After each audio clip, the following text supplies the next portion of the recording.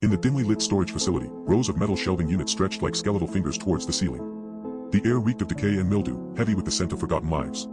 Kaelin, a maintenance worker with a quiet efficiency, navigated the aisles with a practiced ease, her eyes scanning each shelf for any sign of disturbance. She had worked at the facility for nearly 5 years, and over time, she'd grown accustomed to its rhythms, the creaking of old pallets, the hum of fluorescent lights overhead, and the soft whir of ventilation units. But today felt different. The air seemed thick with an unspoken weight, as if the very walls were holding their breath in anticipation. As Kaelin descended into a particularly narrow aisle, she noticed that one shelf was slightly askew, its contents spilling onto the floor.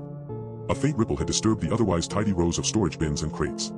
Her heart quickened, though her expression remained neutral. This wasn't an unusual occurrence, items occasionally shifted due to settling foundations or minor earthquakes. Still, a nagging sense of unease persisted as Kaelin began to straighten the shelf and gather the scattered contents.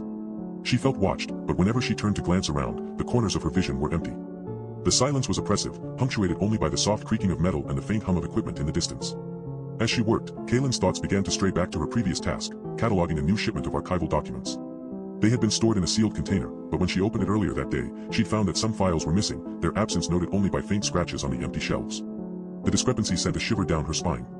Kaelin's fingers moved with increasing precision as she restored order to the shelf. But beneath her composure, a growing sense of disquiet simmered, a feeling that something fundamental had shifted in this place, imperceptibly at first but now impossible to ignore. She pushed the thought aside and continued working, but it lingered, like a faint tremor beneath the surface of her consciousness. As she finished rearranging the last crate, Kaelin stepped back to survey her handiwork. The shelf was straight once more, its contents neatly stacked and aligned. Yet in that moment, as her eyes swept over the rows of shelving units, she felt an overwhelming sense of being displaced, a sensation akin to awakening from a dream and finding oneself lost in an unfamiliar landscape. The fluorescent lights above seemed to flicker, casting eerie shadows across the walls, but Kaelin knew it was just a minor electrical anomaly. She took a deep breath and began to walk back towards the main entrance, her footsteps echoing through the deserted facility. In that moment of solitude, she became aware of an unsettling truth: nothing about this place felt right anymore.